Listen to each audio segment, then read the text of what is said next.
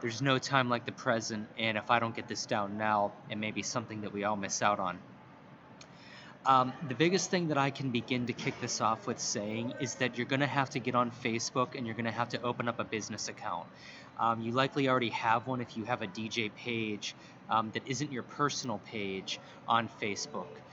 So, first things first, right off the bat, go to Facebook, open up a business account for your DJ profile if you don't already have one.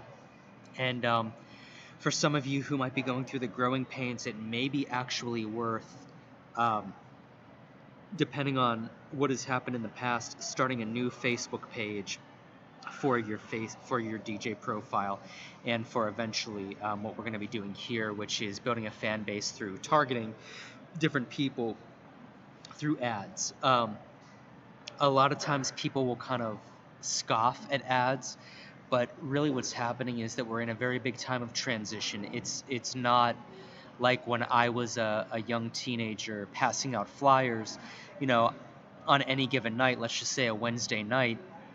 I would wait till about 10 o'clock at night, or maybe a little bit earlier than that, jump in my car with 200 flyers of my band's photo, a handful of our shows that are coming up, and at the very bottom, our website address, and I would stand in the stairwell of the venue, and as the show let out, I would just hit everybody with a flyer. And then at the end of the night, whoever dropped my flyers on the ground, I would actually pick them up and reuse them if I could. You can still do that, and we're going to talk about methods on how to do sort of like, I guess for lack of a better way of putting it, like grassroots marketing in that way. And trust me, there's still a lot of power in that.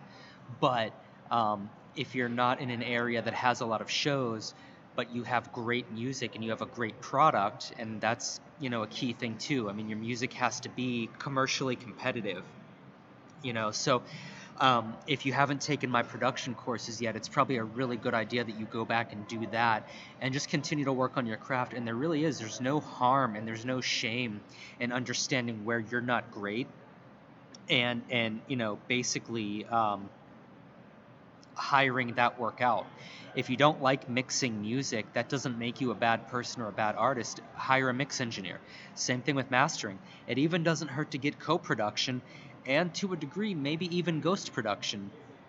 A lot of people won't like that, but in the world that we live in the real music industry, there's to put it shortly, there's a lot that's ghost produced in the real world. So some people may not like that answer, but I mean, it's been known for a very, very long time, and that's sort of the way it is. So if you really just do excel at DJing or whatever it is, singing on dance tracks, and you really know that you don't have the time or the energy or the effort to put into learning to be a world-class producer, outsource it.